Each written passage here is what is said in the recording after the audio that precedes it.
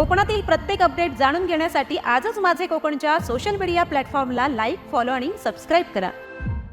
कोल्हापूरची महालक्ष्मी अंबाबाई येथे जसा किरणोत्सव सोहळा होतो तशाच पद्धतीने वर्षातून 2 वेळा वेंगुर्ल्याची ग्रामदेवता श्रीदेवी सातेरी मंदिरात किरणोत्सव सोहळा होतो. यावर्षी 3, 4 व 5 मार्च या कालावधीत सकाळी 7:15 वाजता अभूतपूर्व असा सूर्यनारायण थेट देवीच्या भेटीस येण्याचा अलौकिक सोहळ्याचा अनुभव आज येथील अनेक भक्तांनी घेतलाय.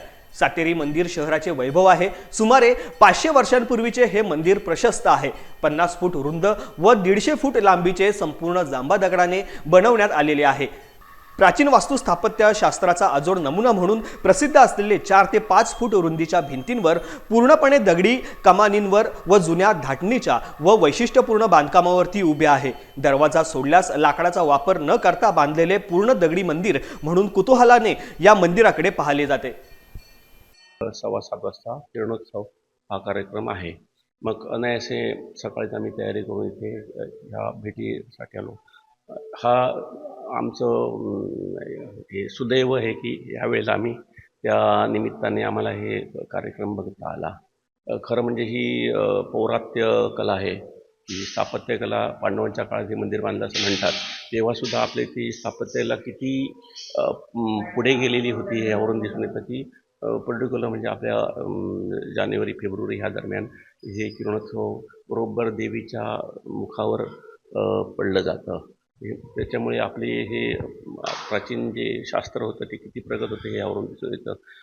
आमचं सुदैव म्हणून आम्हाला हे सर्व कार्यक्रम बघता आला आणि असंच आमच्याकडून देवीची सेवा दरवर्षी होत जावं हीच आपल्या देवीची चरण प्रार्थना.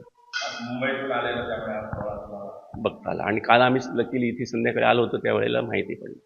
खूप सुंदर अनुभव आला होता हा.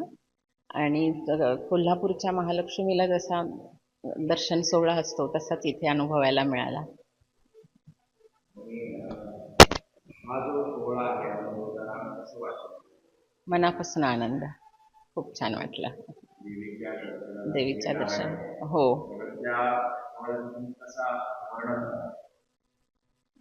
शब्दातीत आहे सांगणं मुश्किल आहे, पण छान वाटलं, मनापासून आनंद झाला.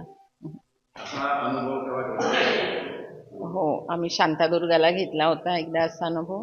कोल्हापूरला जाता नाही आलं म्हणजे अशा वेळी दर्शन घेता, पण इथे दर्शन घेता आलं, याचा फार आनंद झाला.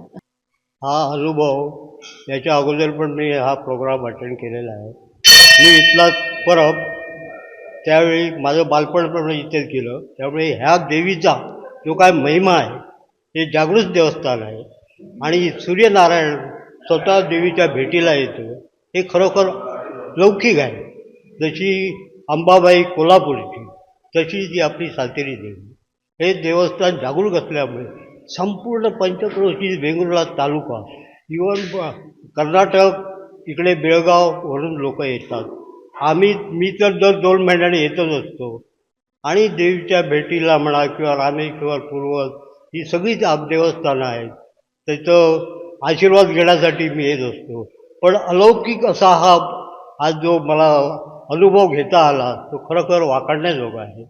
तर आमचं सुदैव की त्या योगाने आम्ही इथे आलो, की आता जस्ट 8-10 दिवसापूर्वी आलो आहे आणि आता मी आणि 4 दिवसांनी जाणार.